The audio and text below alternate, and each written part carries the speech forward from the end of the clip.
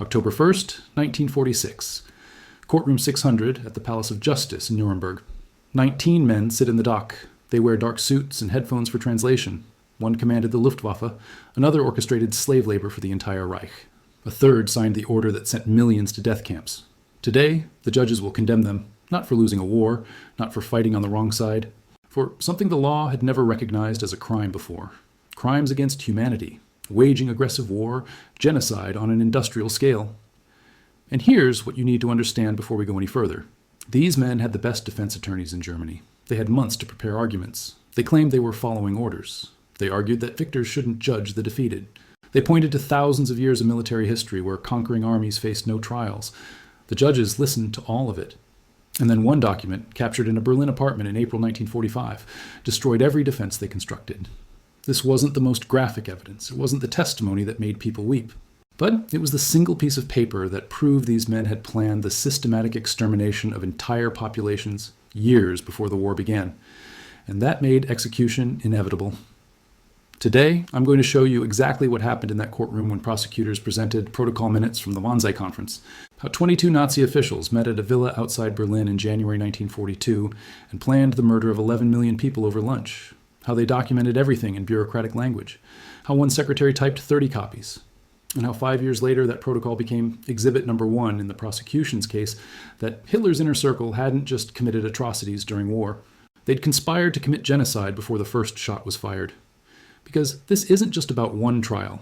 This is about the moment international law evolved, when the phrase crimes against humanity entered legal code, when the defense of just following orders stopped working.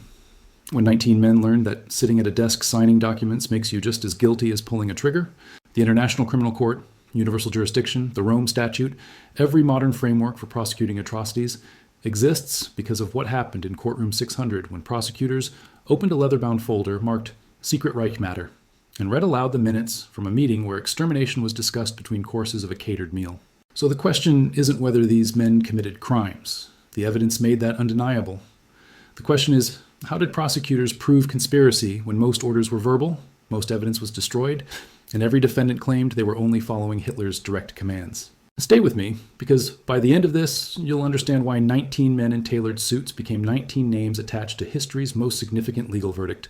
But first, we need to go back to May 1945, to the moment Allied investigators realized they weren't just documenting battlefield crimes. They were uncovering a bureaucratic machine that had planned annihilation.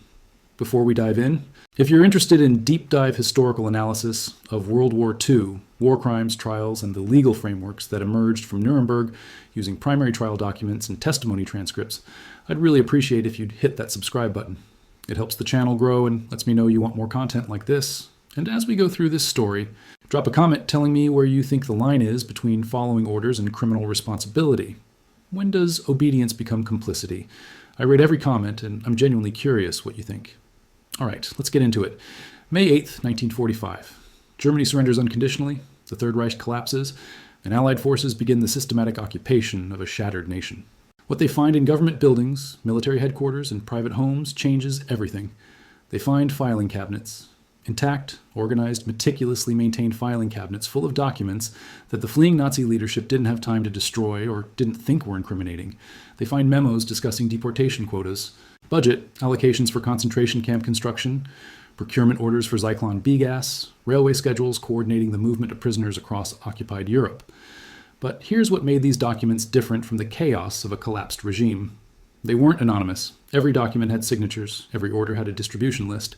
Every directive showed a clear chain of command from Hitler's inner circle down through layers of bureaucracy to the commandants who implemented policy. The documents proved something prosecutors had suspected but couldn't yet prove. The Holocaust wasn't a collection of random atrocities committed by rogue soldiers. It was a coordinated state policy executed by Germany's highest-ranking officials. Let me explain what that means and why it required inventing entirely new categories of international law. Traditional war crimes, law covered battlefield conduct, killing prisoners, targeting civilians, using prohibited weapons, acts committed by soldiers during combat.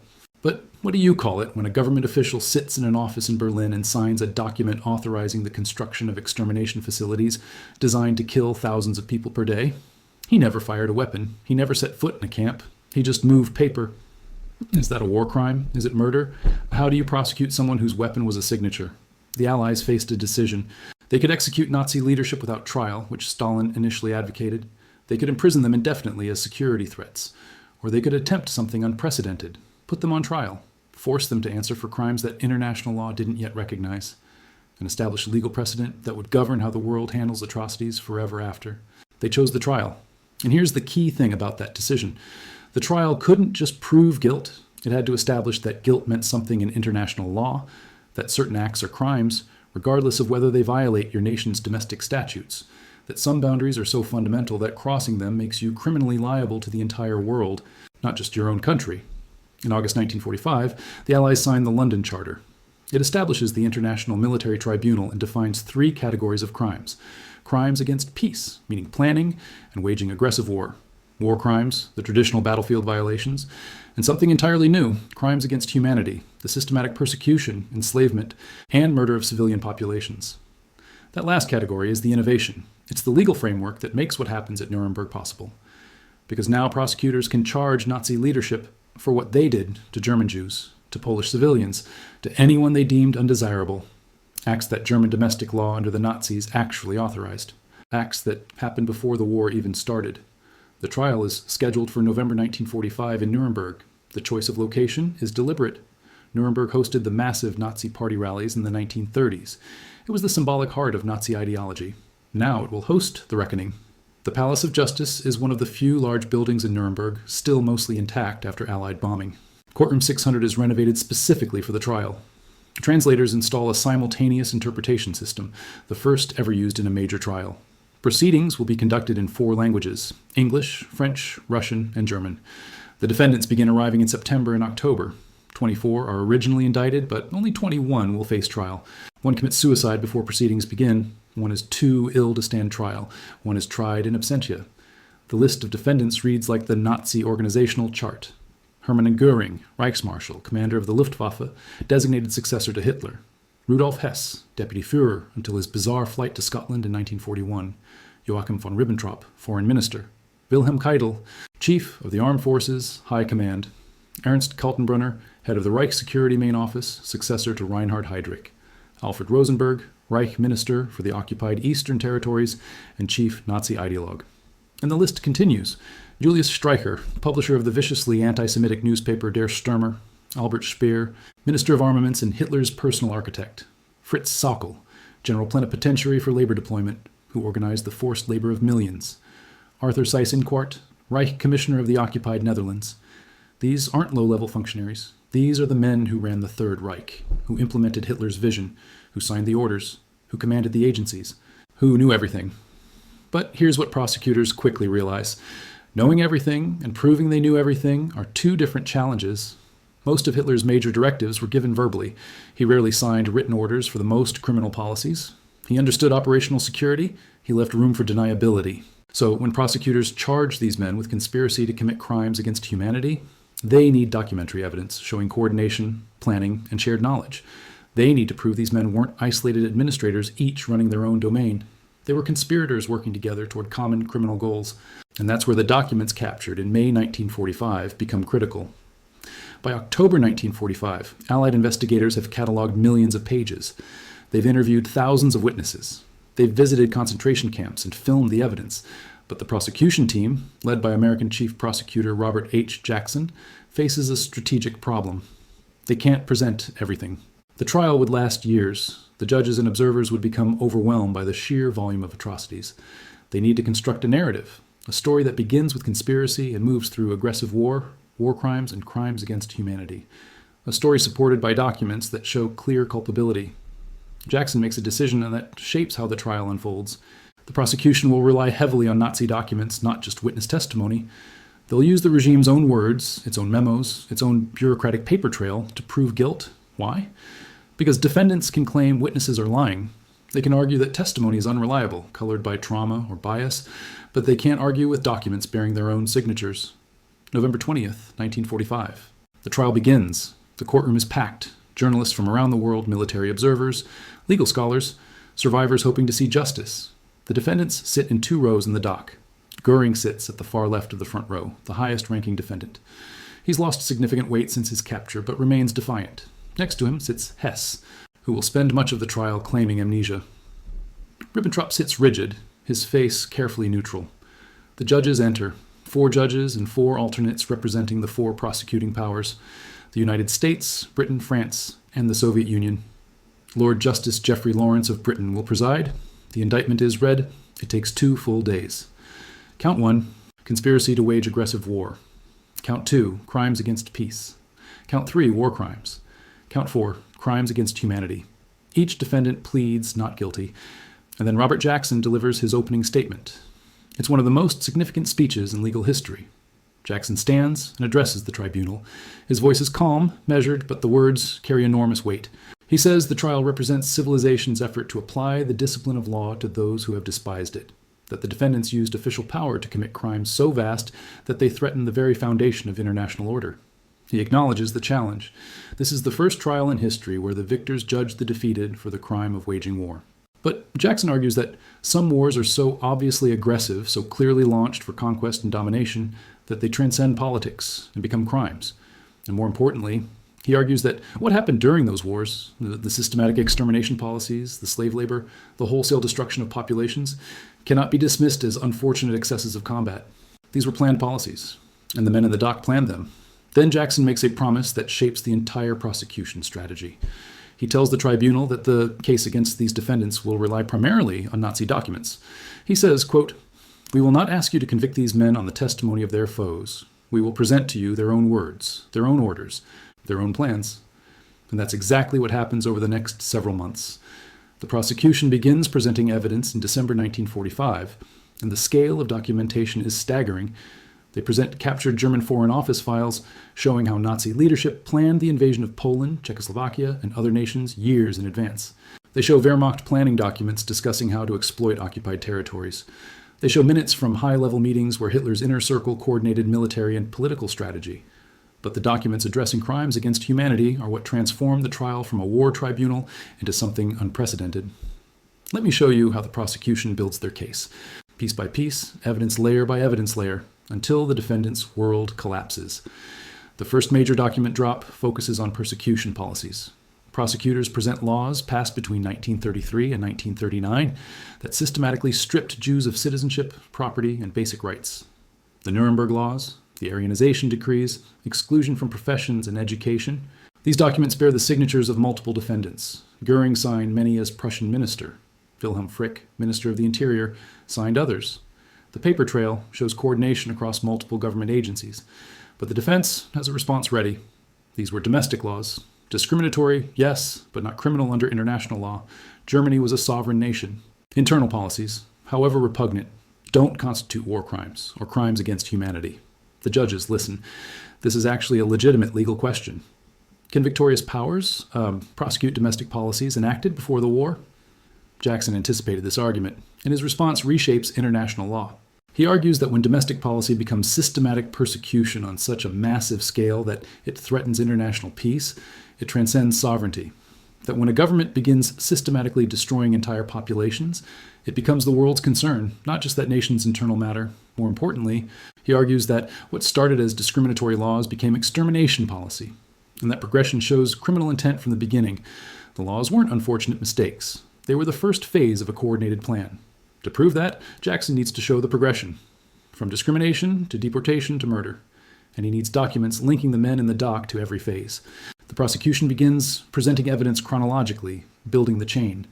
Phase 1, legal persecution, 1933 to 1938. The documents show systematic exclusion backed by state power.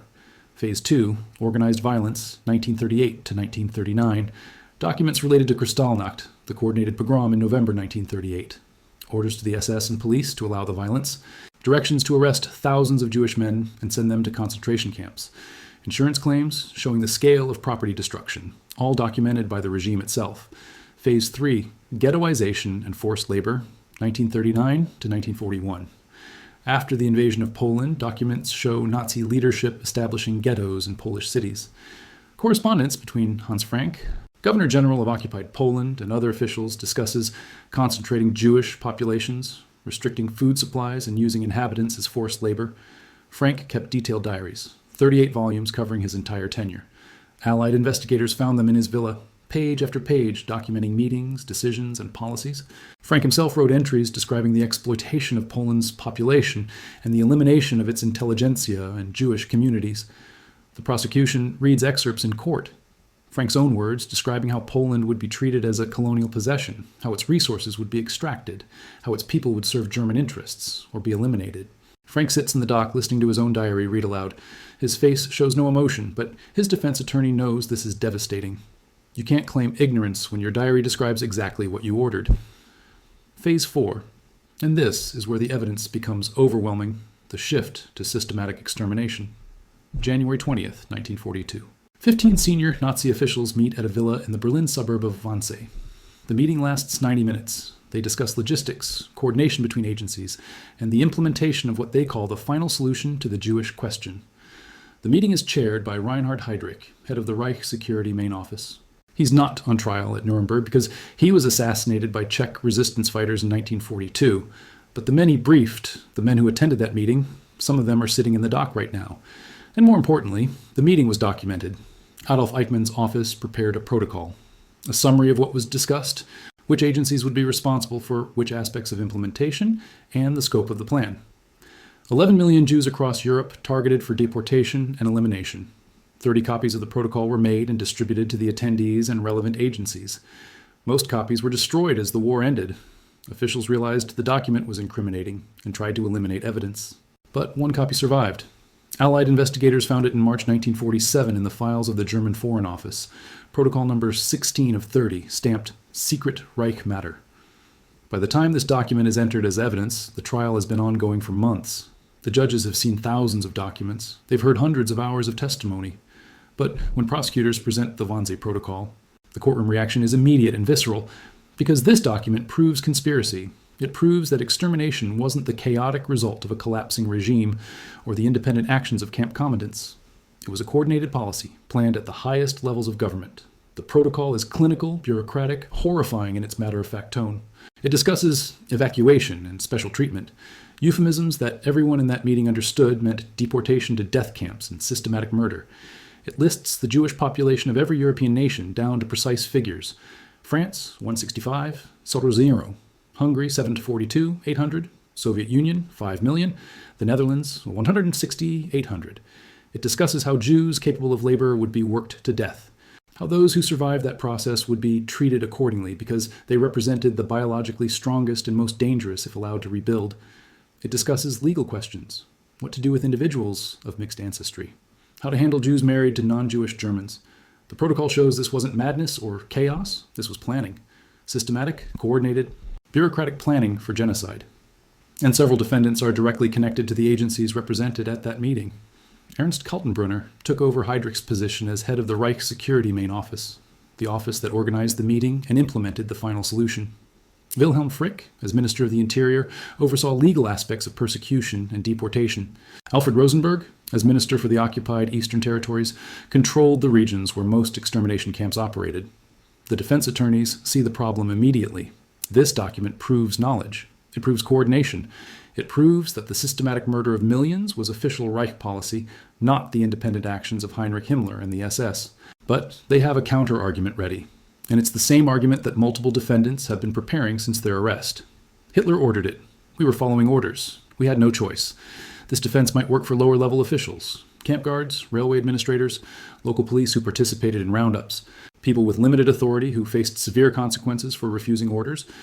But for the men in the dock, the men who ran ministries, commanded military branches, governed occupied territories, the prosecution's response is systematic and devastating. First, they established that several defendants weren't just following orders, they were giving orders. Göring ran the 4-year plan, the economic program that exploited occupied territories and used slave labor. He signed directives authorizing confiscation of Jewish property. He initiated policies that Hitler later expanded. Documents show Göring writing to Heydrich in July 1941 before the Wannsee Conference, instructing him to prepare a comprehensive plan for the final solution. Göring's signature, his directive. Not following orders, giving them. Second, they show that defendants had authority to refuse or moderate policies. They chose not to. Albert Speer, the Minister of Armaments, controlled war production.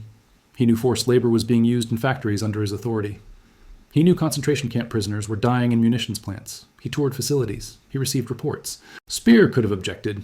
He could have requested different labor arrangements. He was close to Hitler, one of the few officials Hitler considered a friend. If anyone had the authority to push back, it was Speer. Instead, Speer requested more forced laborers. He coordinated with Fritz Sauckel, the general plenipotentiary for labor deployment, to increase deportations from occupied territories. The documents show this clearly. Correspondence between Speer and Sauckel discussing quotas, transportation logistics, and allocation of workers to specific factories. Speer will later claim he didn't know the full extent of the atrocities, that he was focused on production and didn't ask questions about where workers came from or what happened when they became too weak to work. But the prosecution shows that willful ignorance is not a defense. Speer had access to information.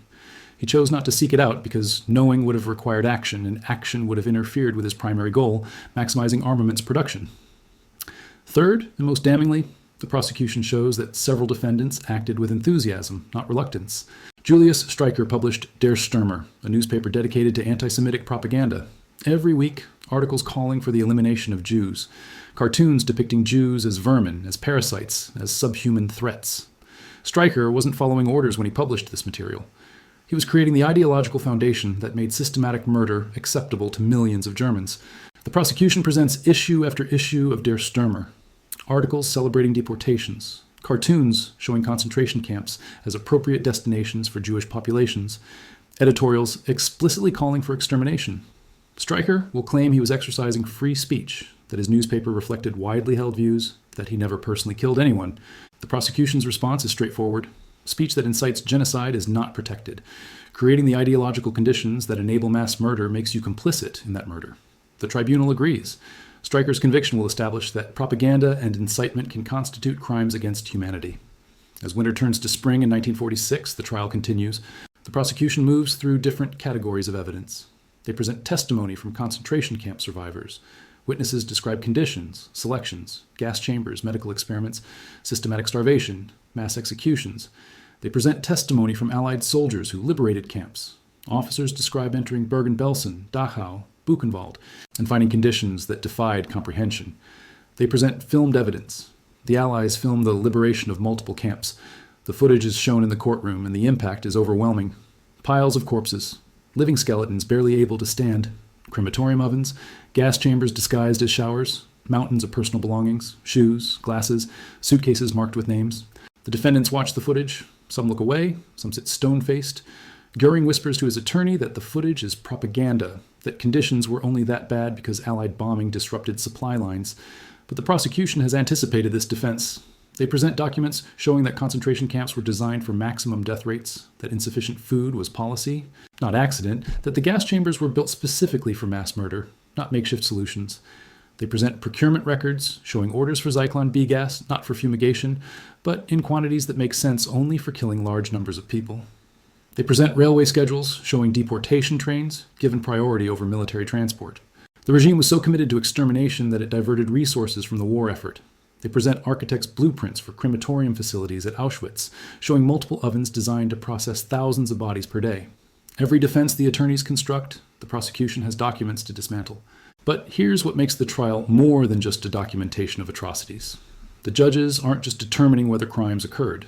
They're establishing when following orders stops being a defense. This question becomes central during cross-examination of defendants.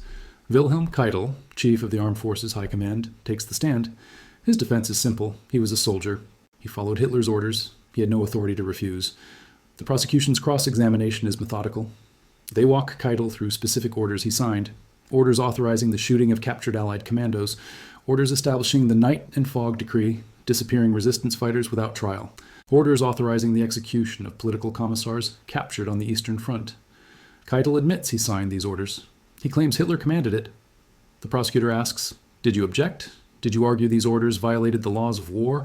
Keitel says he raised concerns. Hitler overruled him. The prosecutor then presents documents showing Keitel helped draft some of these orders, that he didn't just transmit Hitler's commands, he participated in formulating policy. Keitel's defense begins to crack. He admits he could have resigned. He admits other officers found ways to moderate brutal orders. He admits he chose to stay in his position because he believed Germany needed experienced military leadership. The prosecution's point is made. Keitel had choices. He chose compliance and complicity. This pattern repeats with multiple defendants. Each claims they were following orders. Each admits under cross-examination that they had some degree of agency, some ability to resist or moderate or object, and chose not to. By summer 1946, the prosecution has presented its case. Months of evidence, thousands of documents, hundreds of witnesses. The portrait is complete. These men weren't low-level functionaries. They ran the machinery of the Nazi state. They signed the orders. They implemented the policies. They knew what was happening. Now the defense has to respond. And their strategy is more sophisticated than simply claiming they followed orders. They argue that international law doesn't clearly prohibit what they're accused of. Defense attorney Otto Stammer, representing Göring, makes a detailed argument.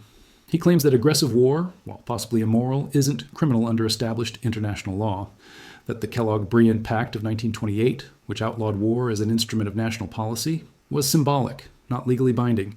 He argues that crimes against humanity, as defined by the London Charter, represent ex post facto law created after the acts occurred specifically to prosecute these defendants, and ex post facto law violates fundamental legal principles. This is actually a serious argument. Can you create a legal framework after the fact and then prosecute people under it? The prosecution's response, delivered by Robert Jackson, is that some principles are so fundamental they don't require prior codification. That systematic genocide is obviously criminal regardless of whether specific statutes prohibit it. Jackson argues that the London Charter didn't create new law. It codified principles that already existed in natural law and the common understanding of civilized nations. That murder is criminal, whether committed by an individual or ordered by a state. The tribunal will ultimately agree with Jackson. The judgment will state that the London Charter didn't invent crimes against humanity. It gave legal definition to acts that have always been criminal. But the defense presents other arguments that resonate more deeply. Albert Speer takes the stand and offers something unprecedented. He doesn't claim ignorance. He doesn't argue he was following orders. He admits guilt. Speer testifies that he knew forced labor was brutal, that he knew concentration camp prisoners were dying, that he chose to focus on production numbers and ignore the human cost. He expresses remorse. He says the regime's leadership, including himself, bears collective responsibility for atrocities committed under German authority. This admission is strategic. Speer's attorney believes that accepting responsibility while expressing remorse might save his client from execution.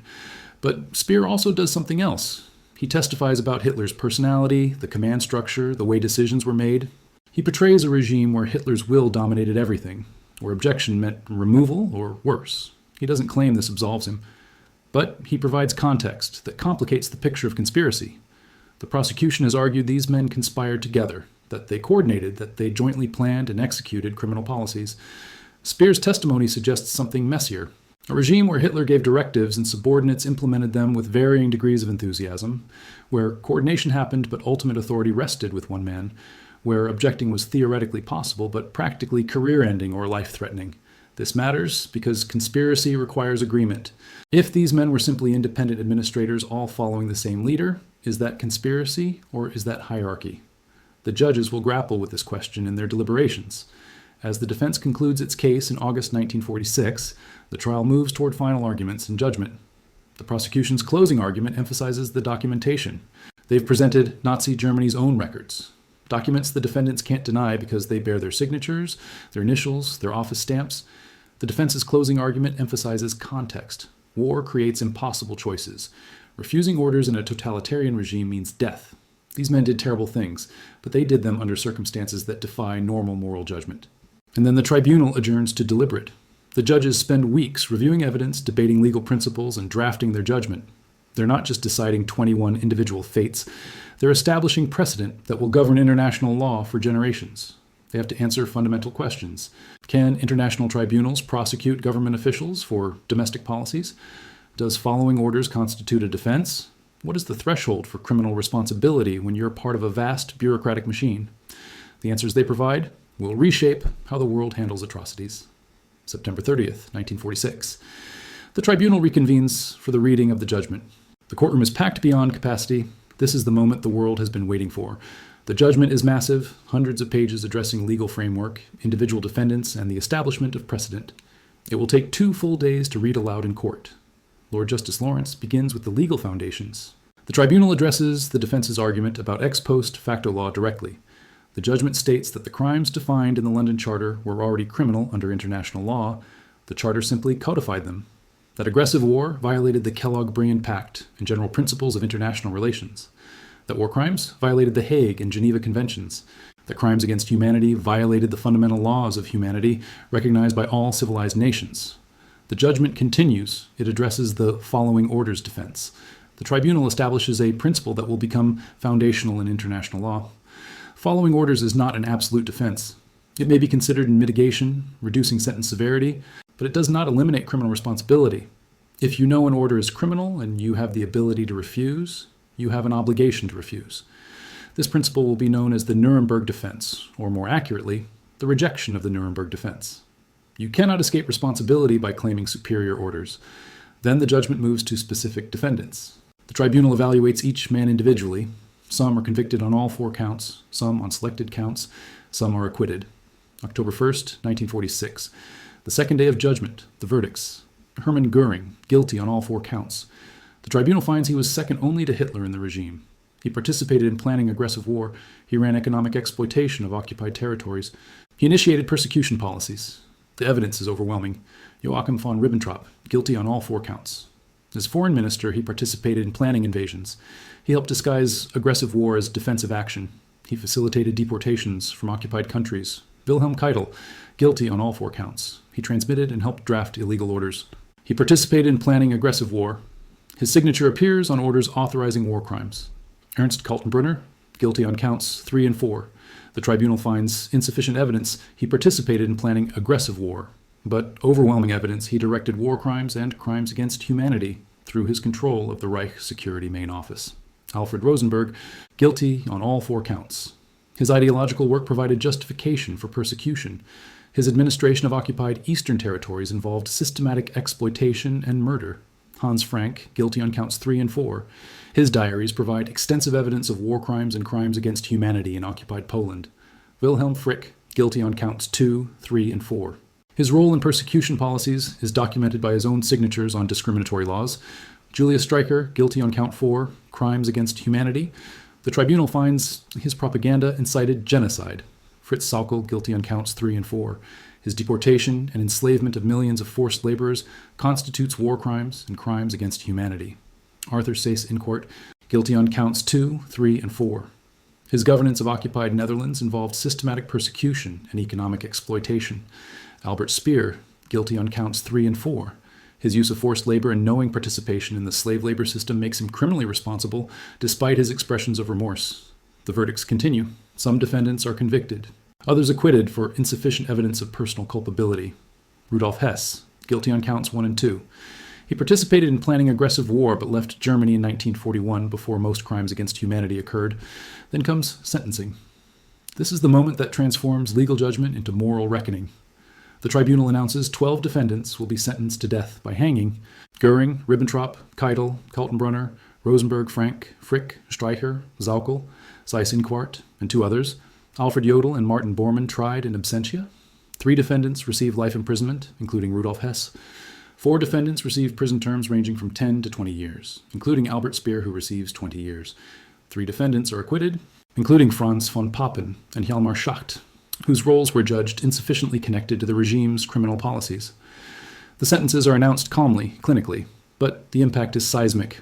19 men condemned in a single day. 19 members of Hitler's inner circle held accountable for their roles in systematic atrocity. Göring's reaction is immediate defiance. He will later request execution by firing squad as befitting a military officer. The tribunal denies the request. He will hang like the others. 2 hours before his scheduled execution, Göring will commit suicide using a cyanide capsule smuggled into his cell. How he obtained it remains unclear. The other condemned men react differently. Some maintain their innocence to the end. Some express limited remorse. Ribbentrop will say on the gallows that his last wish is for German-British friendship. Streicher will shout anti-Semitic slogans as the noose is placed. October 16th, 1946. The executions are carried out at Nuremberg prison. 10 men, the 11 condemned minus Göring, who cheated the gallows. The hangings are conducted by American military executioner John C. Woods. They are efficient, but not quick. Several men take longer than expected to die due to improperly set nooses. Whether this was incompetence or subtle revenge remains debated. The bodies are photographed for official documentation. Then they are cremated and the ashes scattered in a river so no grave sites can become shrines for Nazi sympathizers. And with that, the first Nuremberg trial concludes. But the impact is just beginning. The Nuremberg verdicts established principles that reshape international law permanently. Let me show you how what happened in courtroom 600 still governs how the world responds to atrocities today. First, the trial establishes that individuals can be held criminally responsible for acts committed as state policy. You can't hide behind sovereignty. You can't claim that domestic law authorized your actions. If what you did violates fundamental principles of humanity, you're criminally liable regardless of your position. This principle becomes the foundation for every subsequent international tribunal: the International Criminal Tribunal for Yugoslavia in the 1990s, the International Criminal Tribunal for Rwanda, the Special Court for Sierra Leone, the International Criminal Court established in 2002.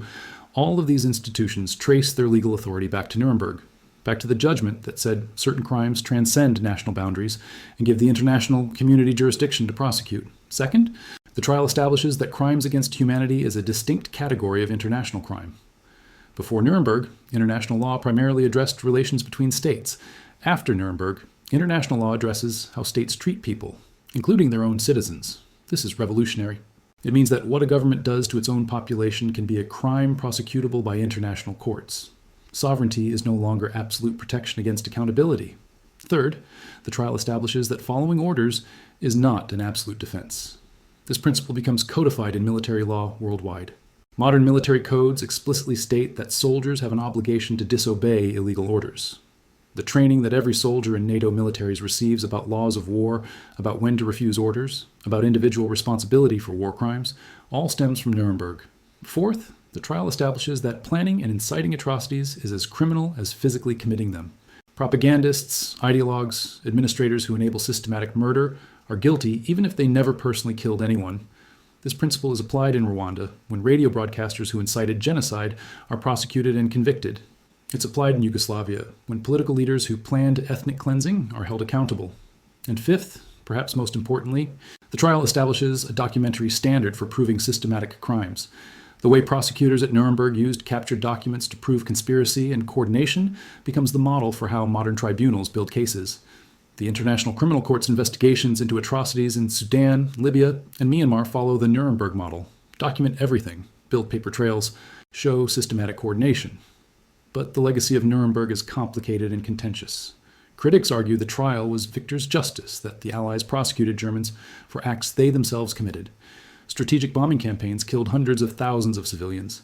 The Soviet Union, sitting in judgment at Nuremberg, had committed its own atrocities, including the Katyn massacre of Polish officers. The response to this criticism is pragmatic. Was Nuremberg perfect justice? No. Did it establish principles that, despite its flaws, made the world more accountable? Yes. Before Nuremberg, leaders who committed atrocities faced no legal consequences.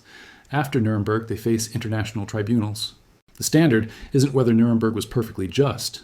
It's whether the world is better with the Nuremberg principles than without them. Another criticism is that Nuremberg failed to prevent future genocides. Cambodia, Rwanda, Bosnia, Darfur. The list of post-Nuremberg atrocities is long and horrifying. But the counter-argument is that Nuremberg didn't claim to prevent all future crimes. It established that such crimes are prosecutable. And over time, that framework has made accountability more possible. Slobodan Milosevic, standing trial in The Hague. Charles Taylor, former president of Liberia, convicted of war crimes. Ratko Mladic, the Bosnian Serb general responsible for the Srebrenica massacre, sentenced to life imprisonment. These prosecutions happened because Nuremberg established that leaders aren't immune, that sovereignty doesn't protect against crimes against humanity, that international law can reach inside national borders. The Nuremberg trials also established something else, a historical record that becomes undeniable. Defense attorneys at Nuremberg tried to claim the Holocaust was exaggerated, that the evidence was fabricated, that the scale of murder was propagandistic. The judgment dismantled those claims with meticulous documentation. 6 million Jews murdered, millions of others targeted, the numbers backed by deportation records, camp documentation, survivor testimony, and Nazi Germany's own bureaucratic reports. Today, Holocaust denial is not just morally repugnant. It's historically indefensible because the evidence presented at Nuremberg created an irrefutable record. The trial transcripts, running to 42 volumes, remain one of the most comprehensive documentations of systematic atrocity ever assembled. Historians, researchers, and educators use them to understand not just what happened, but how it happened. How ordinary bureaucracy became machinery of death. How educated professionals became architects of genocide. How legal systems can be corrupted to authorize the unthinkable. So here's what we're left with decades after 19 men learned their fate in courtroom 600. We have an international legal framework for prosecuting atrocities, imperfect, selectively applied, but existing where before there was nothing. We have the principle that following orders doesn't absolve criminal responsibility, that individuals have moral obligations that transcend state authority. We have the understanding that sovereignty isn't absolute, that the international community can intervene when governments commit systematic atrocities against populations. And we have the recognition that documentation matters, that preserving evidence matters, that creating historical records makes denial harder and accountability possible. Every time you see reports of war crimes, investigators collecting evidence in conflict zones, they're following the Nuremberg model.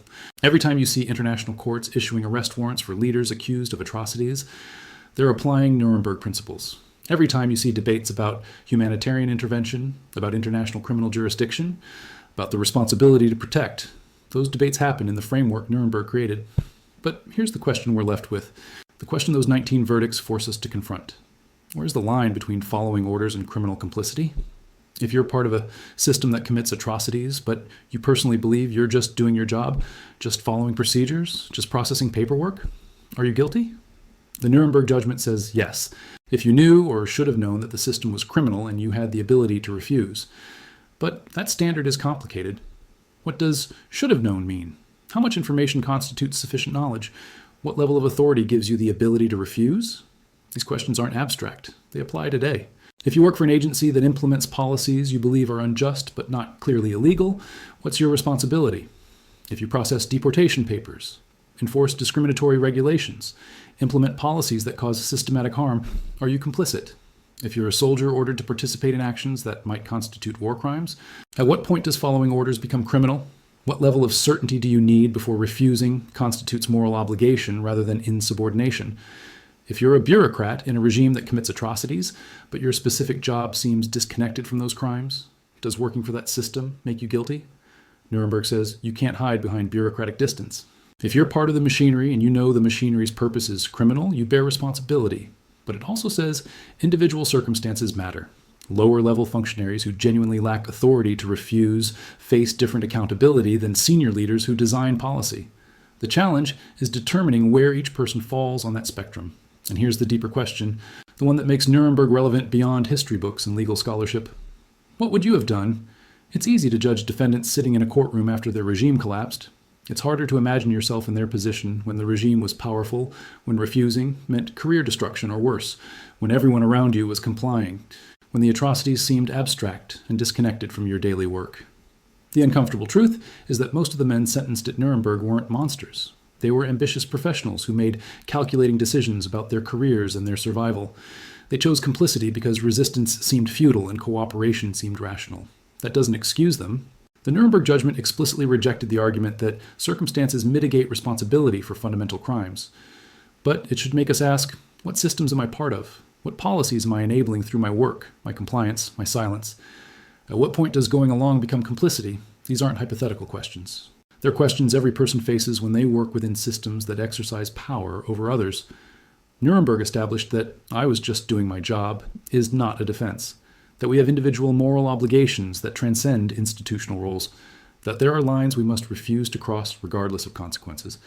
But Nuremberg also showed how easily those lines blur, how ordinary people can rationalize extraordinary crimes, how step by step, policy by policy, signature by signature, you can become complicit in atrocity without ever thinking of yourself as criminal.